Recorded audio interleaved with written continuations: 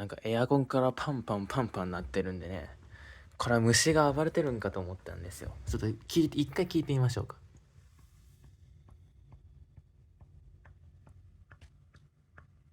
パンパン言ってるじゃないですか。これ何事かって思ったら、外で風が吹いてて室外機に風が吹き込むとこうなるらしいですね。まあ、日立だ